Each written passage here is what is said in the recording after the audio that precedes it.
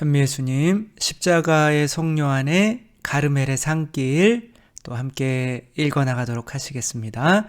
성부와 성자와 성령의 이름으로 아멘. 가르멜의 산길 우리가 지금까지 5장까지 했는데 이제부터는 6장에서 10장까지만 함께 읽어보도록 하겠습니다. 가르말이 아니라 가르멜의 캐러멜이 먹고 싶은가요? 가르멜의 산길은 아빌라의 데레사가 마치 우리의 영혼을 7단계로 나누어서 된 성으로 보고 그 안으로 계속 들어가는 것으로 우리 영성을 설명한 것과 마찬가지로 십자가의 성료하는 산으로 오르는 것으로 우리의 영성의 발전의 단계를 설명을 하죠. 근데 위로 올라가는 단계마다 우리가 해야 되는 일은 바로 우리 자신을 이제 죽여가는 일인데 내 자신을 죽여가는 일이기 때문에 그것을 밤이라고 이제 표현을 한 거죠. 그래서 밤을 이제 표현을 한 건데 내 자신을 6장에서 10장까지는 내 자신을 죽이기 위해서는 우리가 내 자신이 참 좋은 거다라고 생각을 해버리면 죽이기가 어렵잖아요. 그래서 십자가의 성료하는 우리 자신들이 하느님께서 우리 안으로 들어오시기를 방해하는 것들이고 나에게 해악을 끼치는 것들이라는 것을 알아야 된다고 먼저 이렇게 이야기를 하죠. 성경에서는 혹은 신학에서는 이것을 회개라고 할 수가 있는 거죠. 회개는 어떠한 방향으로 가고 있는데 이 산이 아닌가벼? 라고 하고 저 산이 맞다 라고 방향을 바꾸는 거거든요. 그러니까 방향을 바꾸려면 이 산이 맞지 않는다는 것을 내가 인식을 해야 되는 거죠. 근데 내가 맞지 않는다는 것을 인식을 하지 못하면 나에게서 방향을 돌릴 수가 없겠죠. 우리의 방향은 다 하느님에게로 산으로 향하거나 혹은 나에게로 내가 그 산 땅 밑에 있다고 생각을 하면 되는 거죠. 이렇게 향하거나 되는 거죠. 제가 이런 말들을 십자가의 성료한을 제가 좀 좋아해가지고 물론 그냥 좋아한 거죠.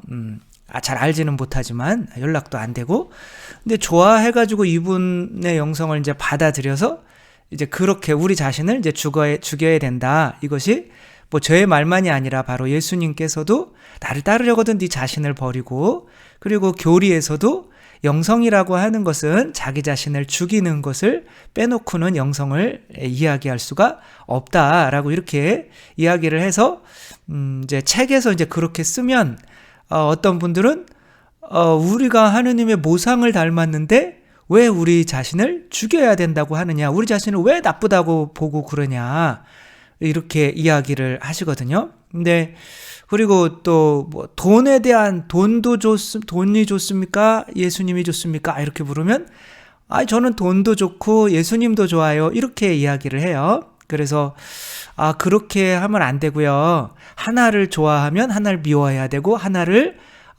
미워하면 하나를 좋아할 수 있고 이렇게 되는 거예요. 라고 했더니 그냥 짐 싸가지고 나가시더라고요. 그래가지고 잡지를 못했어요. 진짜예요. 그런 일들이 일어나는 거죠. 그래서 우리가 돈 안 벌으면 성당에 교무금도 못 내는데 그럼 교회가 운영이 되냐? 이렇게 말씀을 하시는 분도 계셨고 그래서 우리가 과연 우리 자신을 죽여야 되는 이유가 우리 자신이라고 하면 나로부터 생겨 나오는 욕구들을 의미하는 거죠. 세속 육신 마귀 이것을 이제 생존 욕구라고 할 수가 있는 거죠. 이것들을 왜 십자가에 못 박아 죽여야 되냐라고 하는 것. 그러려면 그것을 알려면 내 안에 있는 욕구들이 나를 행복하게 만드는 것이 아니라 나를 고통스럽게 하는 것이라는 것을 알아야 된다는 거. 라고 하는 거죠. 그래서 여기에 쓰지는 못했는데 오늘은 6장에서 10장까지 이렇게 쓰는 겁니다. 그래서 인간의 생존 욕구가 주는 해악이 바로 아슴과 끼침이다. 이 두 가지로 나눌 수가 있다는 거죠. 무엇을 앗아버리냐면 바로 성령을 앗아버리는 거죠. 앗음은 뭘 앗는 거다? 은총을. 그러니까 이분이 이제 말을 좀 어렵게 쓰셔가지고 옛날 말이라 좀 그런데 은총이 아끼고 또한 내 자신의 자신에게 해를 끼친다는 거죠. 그러니까 뭐 은총이 앗아졌기 때문에 나 자신에게 해가 되는 거죠. 결국에는. 근데 이것을 이야기하는 건데 6장 줄거리만 이야기해보면 6장은 바로 성령을 아슴은 요거 하나만 나와요. 그 다음에 내 안에 피로를 끼친다.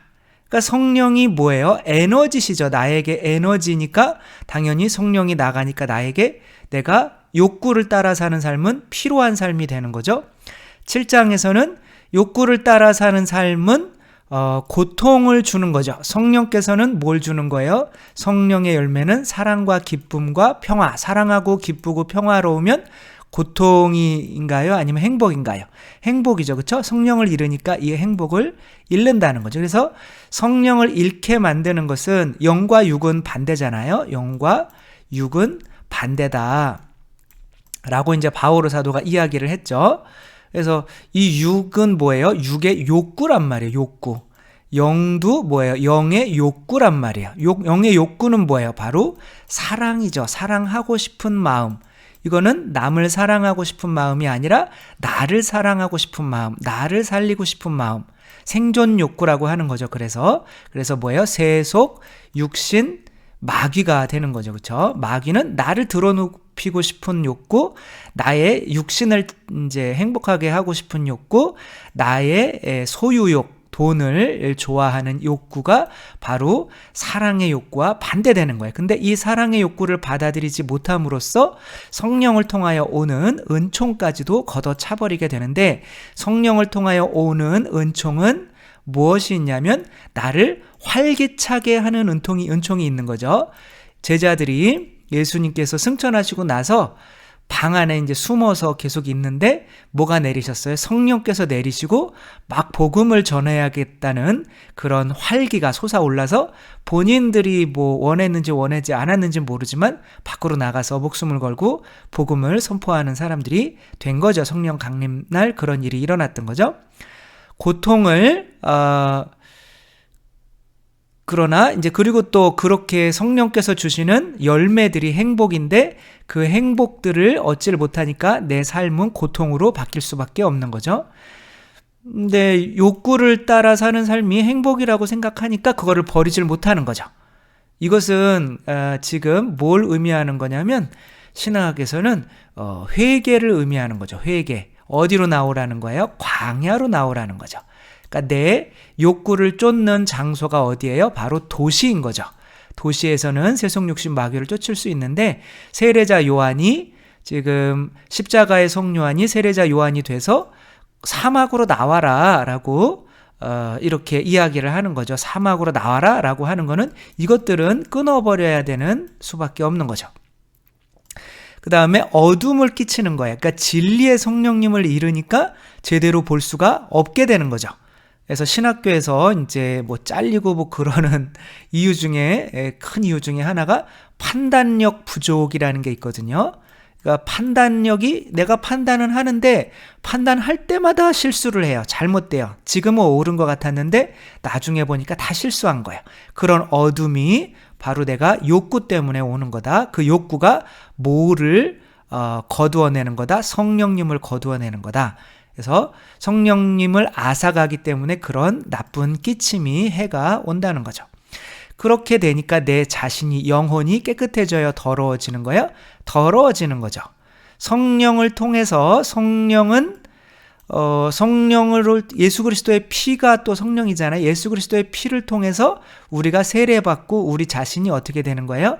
깨끗해지는 거죠. 그러나 성령을 받지를 못하니까 내 자신이 이제 더러워지는 거죠.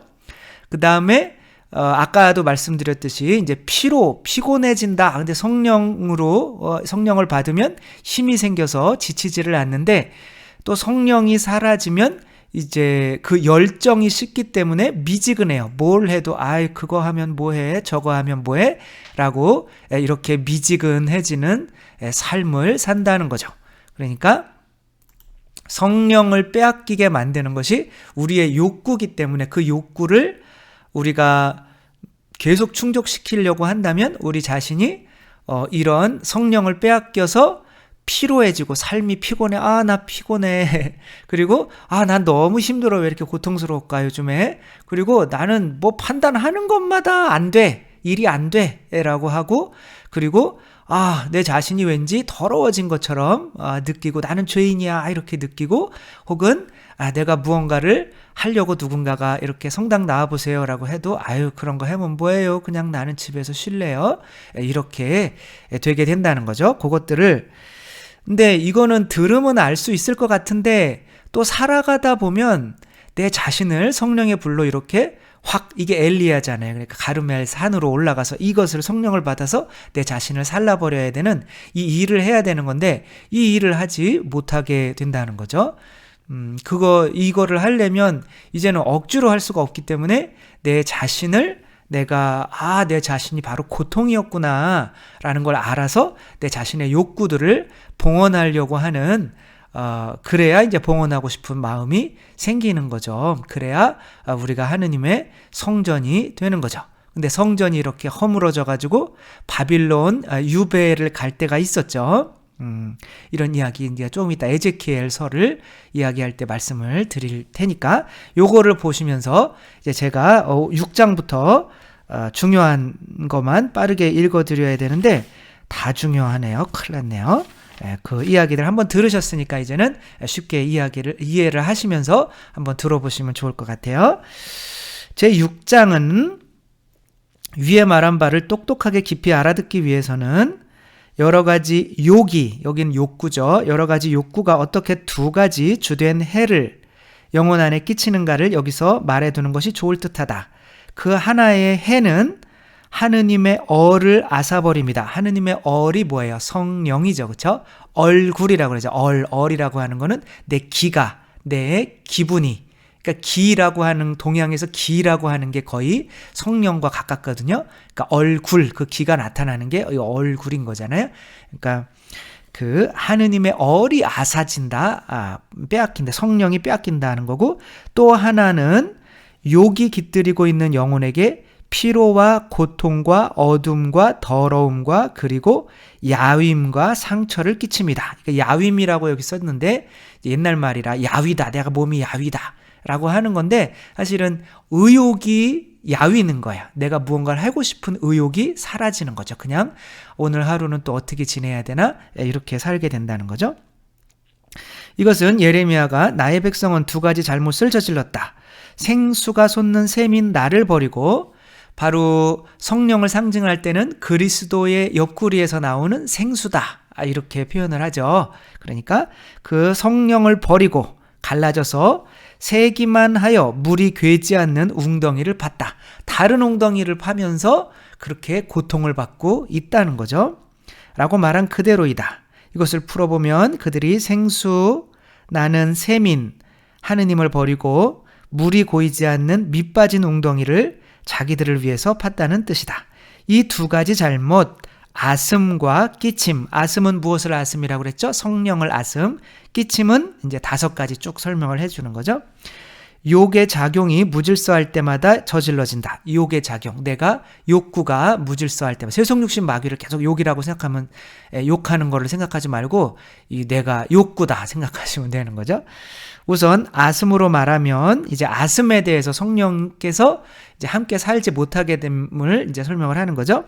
아슴으로 말하면 하느님 아닌 무엇에 정이 쏠려서 그 욕구가 영혼 안에 자리를 차지하면 할수록 하느님을 위한 수용은 그만치 줄어든다. 그러니까 욕구가 가득 차면 그만치 뭐가 줄어드는 거예요? 그 공간이 성령께서 함께 하실 공간이 줄어드는 거죠. 그러니까 성령을 물로 표현하는 것은 한 분의 하느님이시기도 하지만 그분이 내 안에 빈 공간만큼만 차지할 수 있기 때문에 그런 좋은 상징이 뭐 숨이나 그런 것도 어느 공간만 차지하잖아요. 물이나 이런 거로 표현이 될 수가 있는 거죠.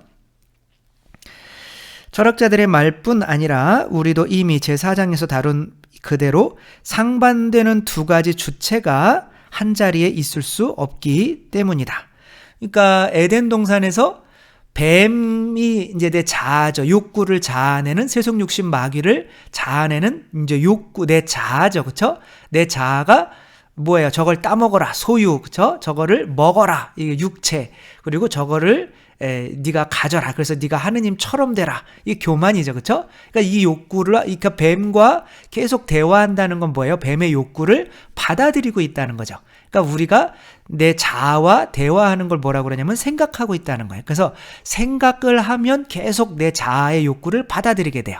그래서 생각을 가만히 있으면 생각이 저절로 돼요. 그래서 저도 생각을 끊으려고 온갖 방법을 다 쓰고 있는데 그게 쉽지는 않아요. 근데 생각을 하면 자꾸 내가 성령을 내 안에서 빼앗기고, 그러니까 뱀을 바라보고 있으면서 하느님을 바라볼 수가 없는 거죠. 아담이 만약에 한국 사람이었으면 뱀은 안 바라봤다고 하더라고요. 뱀을 잡아먹죠. 한국 사람은 뱀을 먹고 일단 먹고 디저트로 이제 사과를 따먹을 수는 있어도 뱀을 계속 대화하고 그러지는 않죠.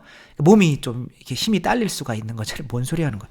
아무튼 상반되는 두 가지 주체가 한 자리에 있을 수가 없는 거예요. 그래서 뱀과 하느님과는 성령과는 한 자리에 있을 수가 없는 거죠. 그래서 내 자신을 죽여야만 하는 거죠.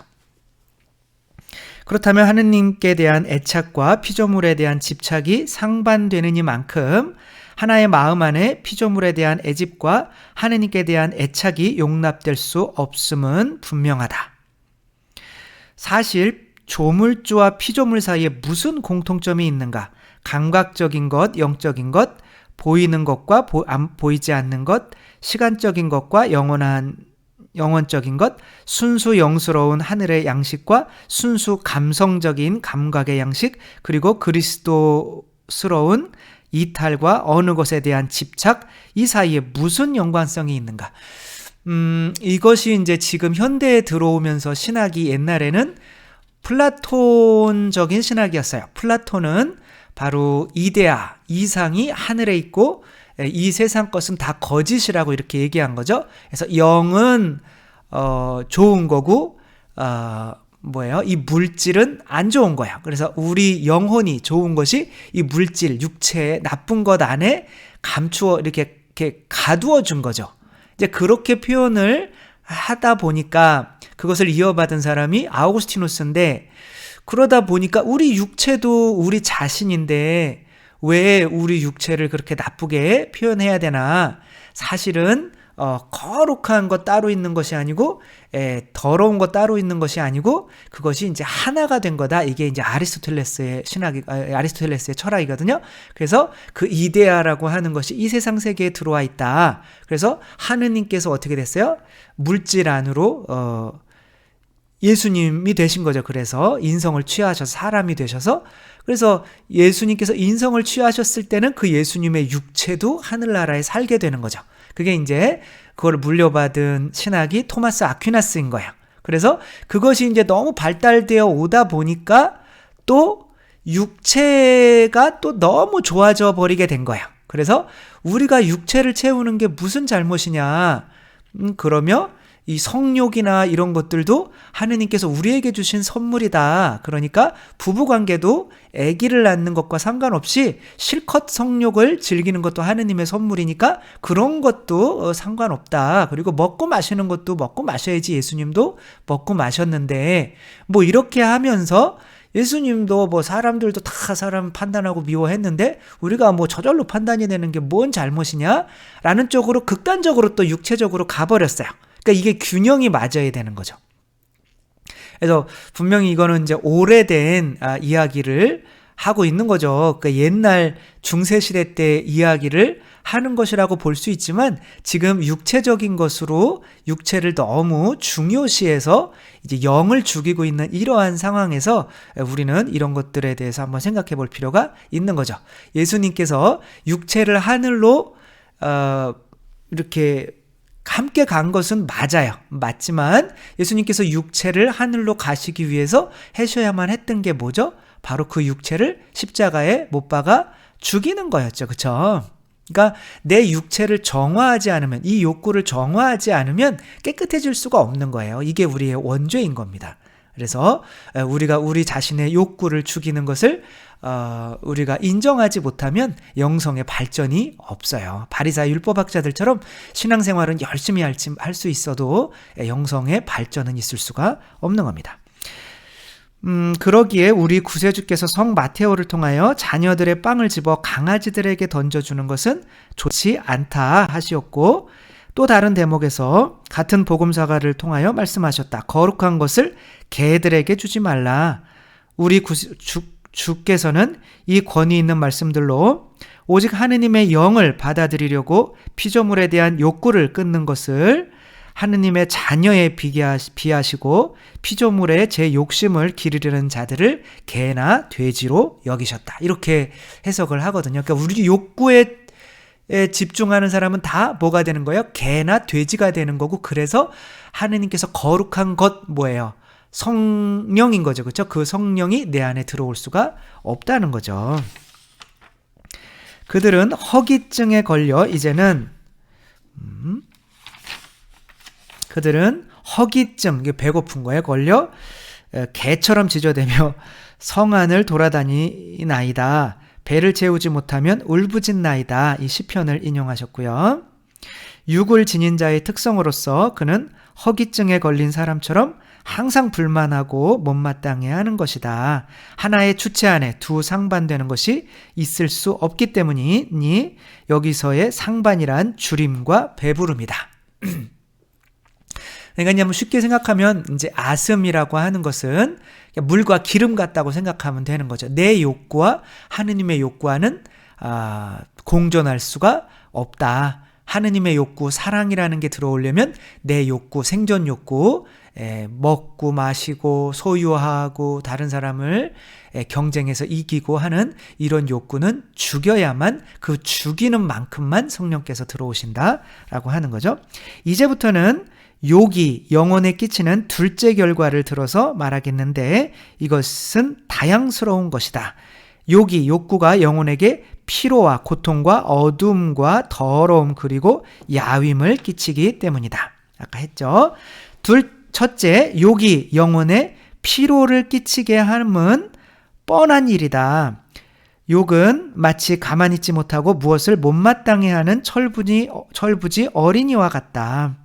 철부지 어린이는 그 어머니를 항상 졸라대며 언제 한번 만족하는 적이 없다. 과연 이사야의 말 그대로이니 목마른 사람이 마시는 꿈을 꾸다가 깨어나서 더욱 목말라 하듯이. 그러니까 이사야서에서 꿈에서는 막 목말라서 물을 마셨는데 깨니까 그냥 꿈이에요.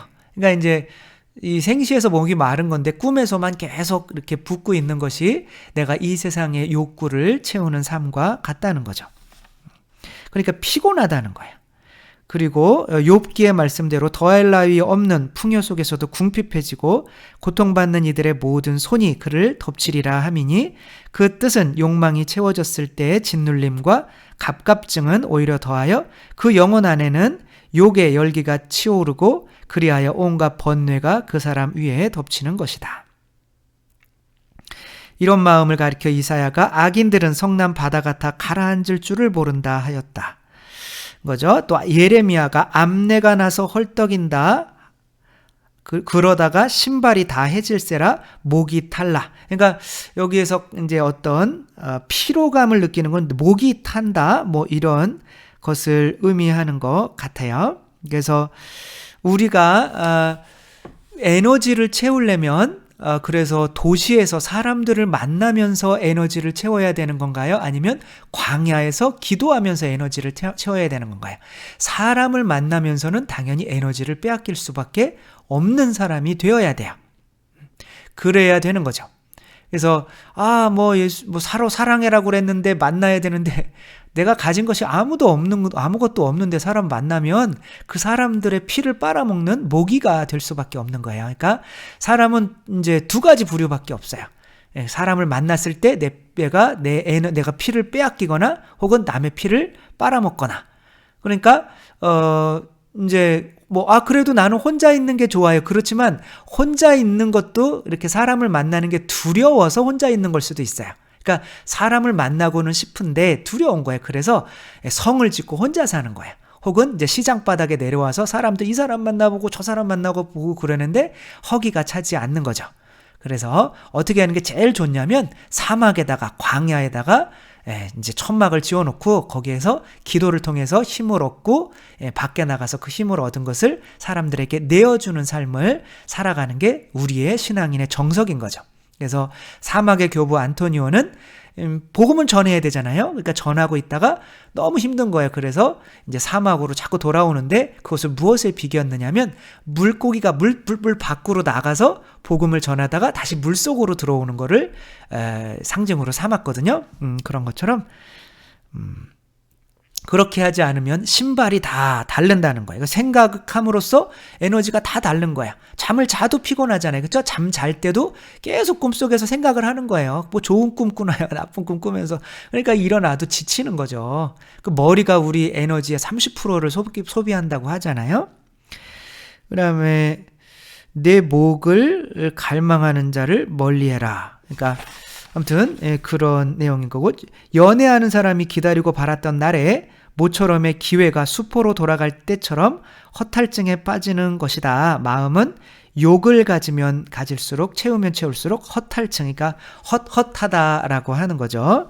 이를 이사야는 다음과 같이 말하였다. 오른쪽에서 뜯어먹어도 성에 차지 아니하고 왼쪽에서 뜯어먹어도 양에 차지 아니한다. 이런 거를 불교에서는 악귀 아셔요? 혹시 악귀 맞을 거예요? 목구멍이 바늘구멍만 같아요. 그래가지고 아무리 이제 거인인데 지옥인 거죠. 그 배고픔의 고통인 거죠. 이 지옥의 고통을 이 세상에서 당할 수가 있는 거죠. 아무리 채워도 여자를 좋아했는데 이 여자 저 여자 아무리 채워도 채워지지가 않는 거예요. 그러면서 내가 저 여자들한테 잘못하는 그런 것도 왠지 죄책감도 느껴지고 나 자신에 대한 자괴감도 느껴지고 그러면서도 그게 잠깐의 유일한 행복이기 때문에 그 바늘구멍만한 그거로 한 톨 먹으려고 이제 그거로 계속 헤매고 다니는 그런 게 이제 지옥의 중에 이제 악귀 아마 그런 지옥인 것 같아요. 거기에 사는 사람과 같이 이 세상에서 욕구를 충족시키려고 사는 사람들은 그런 사람들처럼 그렇게 피곤해진다. 이제 제 7장 보면 고통인 거예요. 고통. 끼침으로써 제 욕이 영혼에게 해를 입히는 둘째 양상은 그를 족치고 괴롭히게 합니다. 옛날 말이라 족치고, 이 경우 영혼은 고문하는 밧줄로 묶인 것과 같다 이거예요. 그러니까 뭐가 사라진다는 거예요? 자유가 사라진다는 거죠. 그러면은 성령께서 오셔가지고 우리 욕구를 십자가에 못 박으면은 그거는 자유로운 건가? 그러니까 어차피 인간은 자유로울 수가 없어요. 인간은 목마른 사람은 다 나에게 와서 마셔라. 무거운 짐을 진 사람은 다 나에게 와라. 내가 너에게 안식을 주겠다. 그 자유로움 내가 안식을 얻을 수 있을 것 같잖아요. 근데 내 멍에는 편하고 내 짐은 가볍다. 이게 성령이에요. 그렇죠? 성령을 통해서 성령을 받으면 멍에는 편하고 가벼워. 어차피 멍에 매여 된단 말이에요. 소가 이렇게 일하기 위해서 매는 멍에 있잖아요. 근데 그렇지 않으면 내 자아의 멍에를 메고 있는 건 더 고통스럽다는 거예요. 그래서 나는 마음이 온유하고 겸손하니, 이건 날 자신을 죽였다는 얘기죠. 그렇죠? 온유라는 거는 바로 나는 죽었습니다 그런 거예요. 막 때려도 꿈쩍도 안 해요. 이미 죽었으니까. 저런 바보 같은 놈 그러면 어떻게 알았을까 내가 바본지 이러는 거예요. 그렇죠? 반응이 없어요. 그냥 죽었으니까 그 인간은. 그러니까 그런 상태가 있으면 편하다는 거예요. 근데 사람들은 내 자존심을 세우려고 날 뒤에서 그렇게 욕해. 저 나쁜 XX 그러며 이제 보복을 하려고 막 하며 이제 고통의 삶을 살아가게 되는 거죠. 이 사례를 들릴라의 저 욕에서 볼 수 있으니 여기서 이제 그 상징으로 드는 게 삼손이에요. 삼손. 원수의 손에 떨어진 자가 괴롭고 슬픈 것처럼 자기를 제 욕에 내맡긴 마음도 괴롭고 슬프다. 삼손이 이제 머리카락이 몇 개였었어요? 7개 아니구나. 머리를 딴 게 7개죠. 머리카락이 7개면 뭐 거의 안 보이는 거 대머리죠. 머리카락이 여기서 뭘 의미하는 7개 그러면 뭘 의미하는 거예요? 성령을 의미하는 거죠. 그렇죠? 그러니까 성령을 의미하는데 이 성령을 받아서 엄청난 괴력을 발휘하던 이 사람이 들릴라라고 하는 들릴까 말까 하는 그 들릴라한테 뭐를 빼앗긴 거예요? 바로 성령님을 빼앗기게 된 거죠. 7번씩이나 이제 하죠. 당신의 힘은 어디서 나옵니까? 이게 블레셋 사람이니까 악에서 온 거예요. 그러니까 나의 힘은 뭐 어디서 온다고 그랬더라? 뭐 밧줄로 7번 묶으면 된다. 그래가지고 묶었더니 이렇게 툭툭 다 풀어버리잖아요. 그러면 막 7번씩이나 그렇게 거짓말을 하니까 6번씩이나 하니까 나 그럼 당신 떠나겠다고 그러니까 난 당신을 자기를 잃을 수가 없어요. 내 세상에서 나를 알아주는 유일한 사람인데 그러면 사실 내 머리는 내 힘은 머리카락 자르면 끝나. 그러니까 다음날 잘라버렸잖아요. 그러니까 뭘 빼앗겼어요? 눈을 이제 뽑혀버립니다. 여기서 아까 좀 이제 뒤에 나와요. 눈이 성령께서 이제 바오로 사도에게 안수를 하나니아스가 해줬어요. 눈에 비늘이 떨어졌잖아요. 그렇죠? 그런 것처럼 이제 못 보게 되는 거예요. 판단력 부족이 되는 거예요. 성령께서 함께 안 계시면 이제 그런 것처럼 이렇게 눈이 뽑혀가지고 이제 노예 생활로 이들의 물레를 돌리면서 살아가는 삶이 되는 거죠. 이렇게 만드는 게 이제 다 그 욕심 때문이라는 거죠. 이 삼손만 마음이 기름지다 함은 피조물의 온갖 맛을 벗어나는 것이니 피조물은 마음을 괴롭히고 마음의 영은 힘을 돋아주기 때문이다. 수고하고 짐을 진 여러분은 모두 내게로 오시오. 그러면 내가 여러분을 쉬게 하겠습니다. 여러분은 내 멍에를 메고 나에게서 배우시오. 나는 온유하고 겸손하기 때문입니다. 그러니 여러분의 영혼이 안식을 얻을 것입니다. 안식은 이제 자유롭고 평화롭고 행복해진다는 거죠. 이제 8장 한번 보도록 하겠습니다. 제 욕이 어떻게 눈을 멀게 하는지 이게 삼손 보면 아시겠죠, 그렇죠? 저도 신부되라 그런 것을 어렸을 때부터 할머니께서 돌아가시는 것으로 저를 불러주고 계셨는데 제가 귀가 멀고 눈이 멀었던 거죠. 계속 어렸을 때 초등학교에 들어가서 예쁜 여자가 옆에 앉으니까 행복하고 안 이쁜 여자가 옆에 앉으니까 행복하지 않고 그러니까 나는 이쁜 여자랑 결혼해야겠다. 그렇게 해가지고 그런 생각을 이제 그런 욕구에 빠져 있으니까 하느님이 아무리 행복으로 나를 불러주셔도 저는 그 안식을 볼 수 있는 눈이 없었던 거죠. 그러니까 25살까지 계속 세상에서 돈 벌려고 이제 그러고 대학에 다니고 있었는데 하느님이 저 사람이신 그리스도의 시를 읽다가 보니까 저도 눈에서 비늘이 좀 떨어지고 이 세상 것을 추구하는 게 바로 고통이었고 세상 욕심 마귀를 추구하는 것이 고통이었고 하느님의 이제 그 목소리가 들리는 거죠. 나를 따라라. 그렇게 이제 신부님이 되려고 신학교에 들어와서 얼마나 큰 후회를 정말 한 번도 한 적이 없어요. 그런 후회는 한 적이 없습니다. 왜냐하면 그렇게 들어왔더니 욕구가 조금씩 이제 꺾여 나가고 그만큼 성령께서 그만큼 들어오셔서 조금씩 더 행복해지는 거예요. 그래서 이제 보이게 되고 이제 제가 실수하고 판단 실수하는 걸 모두 이렇게 종합해 보면 제가 죄를 지었을 때 죄를 짓고 어떠한 것들을 판단을 내렸을 때는 그런 것들이 그게는 옳은 판단이라고 생각했지만 다 잘못되더라고요. 100% 잘못됩니다. 죄가 있는 상태에서는. 그래서 내가 죄 있는 상태에서는 어떤 큰 결정을 내리면 안 돼요. 여러분들 죄 있는 상태에서 애들 대학 이쪽에 보낼까 저쪽에 보낼까 그러지 말고 고해성사 보고 와서 죄 없는 상태에서 이제 판단을 내려야 올바로 보기 때문에 올바른 판단을 내릴 수가 있게 되죠. 그래서 제 욕이 영혼에게 끼치는 셋째 해는 마음을 어둡게 하고 눈멀게 함이다. 제 욕에 사로잡힌 영혼은 이성이 어두워져서 인간 이성의 태양도 하느님의 초자연적 지혜의 태양도 밝게 비출 자리가 없는 것이다. 그러기에 이를 가리켜 다윗은 제 죄악들이 저를 따라잡아 더 이상 볼 수도 없나이다 라고 하였다. 흙탕물에 비친 사람의 모습이 똑똑하지 않은 것처럼 하느님의 모습을 맑게 받아들이지 못하게 되는 상태가 된다는 거죠. 그렇죠? 욕은 마음을 어둡게 하고 장님이 되게 한다. 뭐 이런 것에 대해서는 뭐 우리가 많이 강론이나 이런 데서 설명을 드렸죠. 아브라함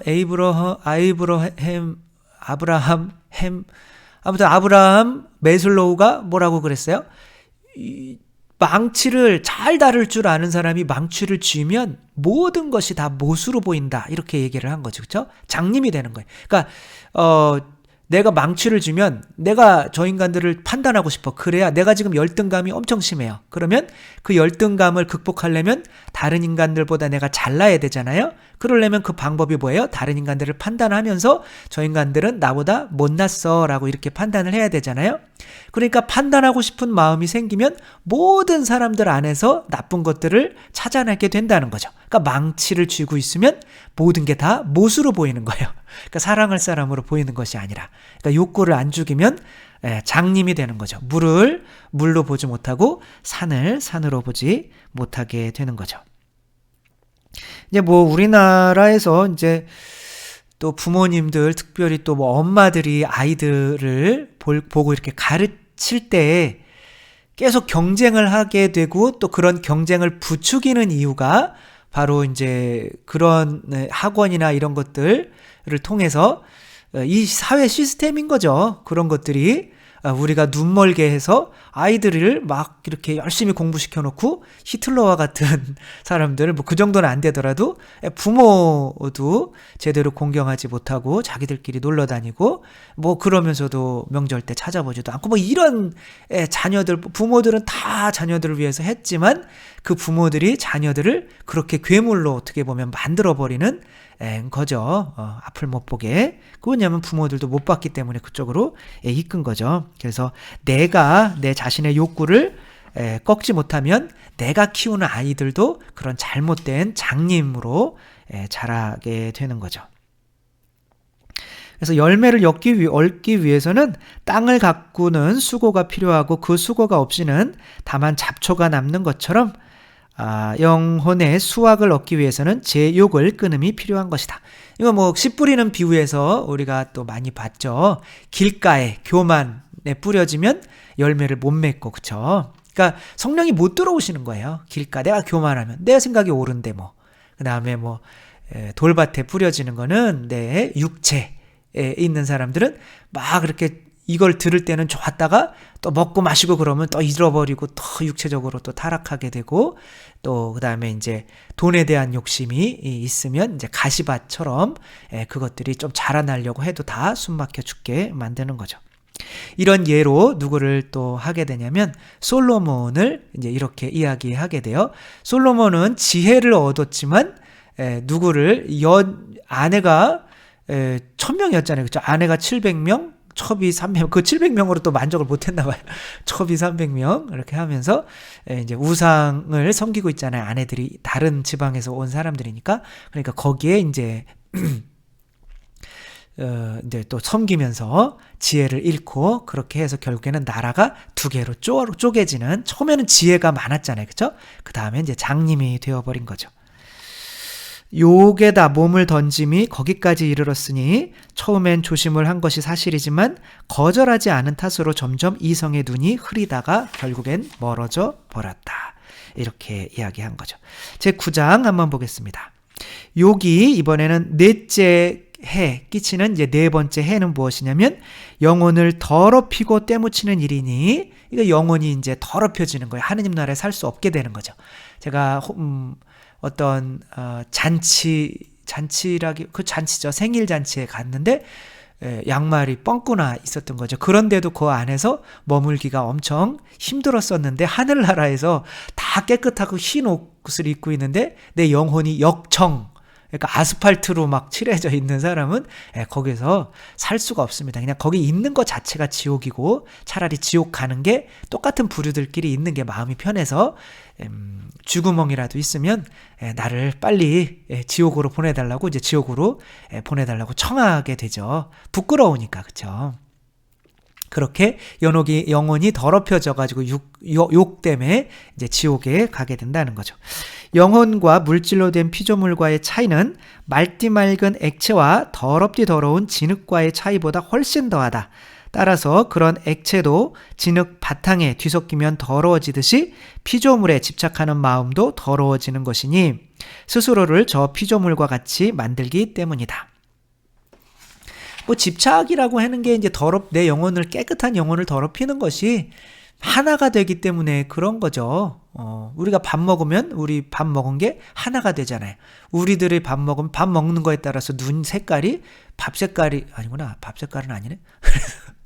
아무튼 육고기를 많이 먹는다. 그러면 사람이 참 온순해지고 겸손해질 것 같아요. 저처럼 고기 좋아하면 막 승질 낼 것 같아요. 이게 우악하고 그런 호랑이나 사자나 뭐 하이에나나 얘네들 보면은 얼굴이 참 이렇게 선해요. 아니면은 무서워요. 무섭죠, 그쵸? 그러나 뭐 토끼나 소나 막 이 풀 먹는 애들은 눈방울도 막 이쁘고 막 이쁘잖아요, 그쵸?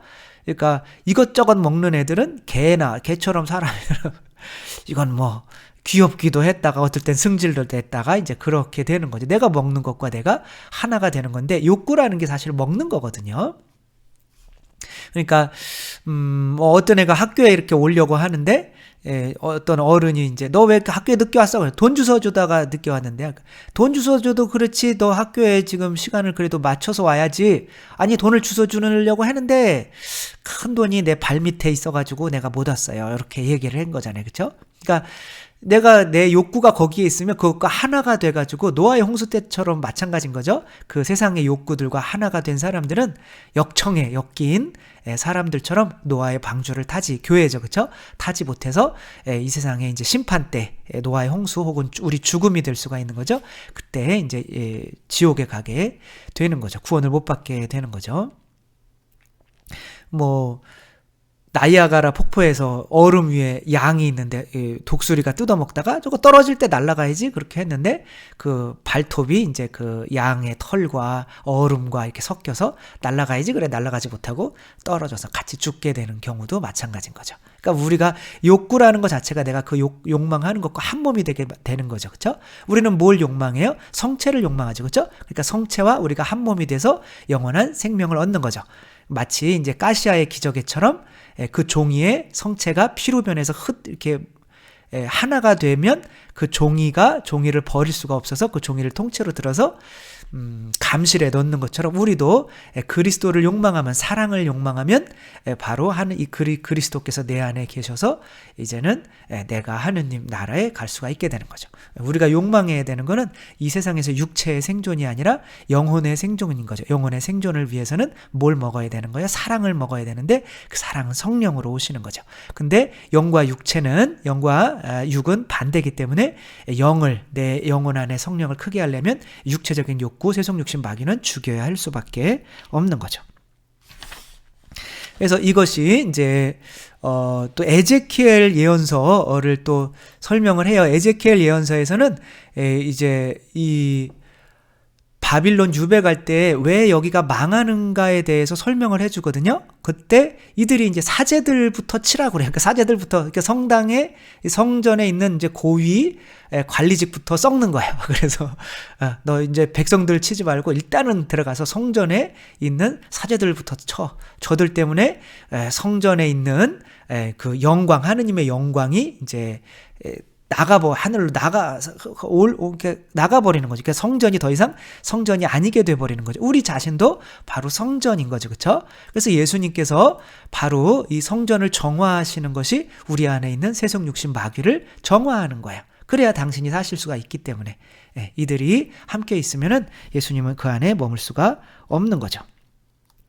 그래서 이제 에제키엘 예언서에 이스라엘이 망한 이유가 바로 성전이 불타고 그렇게 된 이유가 바로 세속육신 마귀인 그 욕구 때문이었다는 거, 그리고 그 욕구를 죽이려고 하지 않으면 마지막 심판 때에 그렇게 된다는 거. 내가 여기서 말하고 다만 뜻하는 바는 어떠한 욕이 되었든 비록 그것이 아주 작은 불완전에 지나지 않더라도 항상 영혼을 때묻히고 더럽힌다는 것이다. 그러면 뭐 먹고 싶은 마음이 전혀 없다 라고 하는 거, 그럼 거식증 들리라는 얘기냐? 그건 아닌 거예요. 그러니까 우리가 생존할 수 있을 만큼만 그 욕구가 필요한 거예요. 그 이상의 욕구는 이제 성령님이나 또 이웃을 내가 이제 피를 빨아먹게 되는 사람이 된다는 거죠. 제10장 마지막에 보면 이제 제 욕이 영혼에게 해를 끼치는 다섯째는 미지근함이다. 이런 거예요. 미지근함. 그러니까 삶에 의욕이 없어요. 아, 오늘은 또 어떻게 하루를 보내지? 뭐 그러며 이제 오늘 뭐 재미난 거 없나? 뭐 그리고 TV나 보려고 하고 어떤 뭔가 의욕이 없어요. 누군가 영혼을 구하기 위해서 내가 뭔가를 해야지, 그런 의욕이 없어요. 그런 의욕은 성령 강림 때 성령님이 오셔야 바로 이제 그런 막 뜨거움이 생겨가지고 하는데, 그런 뜨거움이 없는 거예요. 그냥 하루하루를 오늘도 뭐 별거 한 거 없이 그냥 지냈네? 뭐 목적의식 없이 살게 만든다는 거죠. 이 세속 육신 마귀가. 왜냐하면 사실 세속도 하나의 육신이 되는 거, 그 목적이 되는 거거든. 돈 많이 벌어야지. 그 다음에 육신도 맛있는 거 많이 먹어야지. 이 욕구가 이런 데 뺏기니까 사랑을 실천하고 싶은 욕구가, 이게 왜냐하면 에너지가 한정되어 있잖아요. 그렇죠? 그런 것에 내 목적을 다 이렇게 해버리면 사랑하고 싶은 이런 목적이 없기 때문에 세상에서 열정이 없어질 수밖에 없는 거죠. 의지의 욕구가 덕이 아닌 딴 것에 쏠린다면 덕을 위한 힘이 약해질 것은 뻔한 일이다. 이렇게 얘기하고, 이런 영혼들에 대해서는 주께서 그러니 불행하도다 그날에 몸 가진 여자들과 젖먹이는 여자들은, 그러니까 젖먹이는 마지막 심판 때 여기서 십자가의 성료하는 젖먹이는 여자들은, 또 아기를 가진 여자들과 젖먹이는 여자들은 도망가야 되는데, 빨리 도망가야 되는데 아기가 있고 젖을 먹이기 때문에 이제 도망갈 수가 없는 거죠. 그러니까 순발력이 없는 거죠. 그러니까 아기가 여기서는 이제 상징적으로 나쁘게 표현된 것이 아니라 그 아기가 이제 욕구라는 거예요. 내가 품고 다니는 욕구. 그 욕구가 있으면 이제 마지막 심판 때에 그렇게 민첩하고 열정적일 수가 없기 때문에 그냥 오늘은 또 어떻게 살아야 되나 그러다가 영원히 이제 따뜻한 곳으로 가게 된다는 거죠. 그래서 뭐 김연아 선수 한번 생각해 보세요. 김연아 선수가 막 이렇게 연습을 하고 있는데 이게 막 야식이 땡겨요. 그러면 그래서 어느 인터뷰에서 김연아 선수 야식도 혹시 먹나요? 그랬는데 김연아 선수가 이렇게 대답했어요. 야식이 뭐예요? 이게 알죠. 알긴 하지만 그만큼 내가 끊었다는 거예요. 왜? 뭐에게 에너지를 투자하기 위해서, 내 자신의 목적을 에너지를 투자하기 위해서. 그렇게 우리들도 욕을, 그래서 여러분의 허리를 동여매야 된다. 그게 허리가 욕구라는 뜻이 또 있어요. 그래서 허리띠가 바로 그 욕구를 죽이는 거예요. 그래서 그 허리는 여기서 욕을 의미한다. 사실 이 욕은 언제나 피를 빠는 거머리와도 같으니 현자는 말했다. 거머리에게는 딸이 둘 있어 더 주세요 하고 이렇게 보챈다.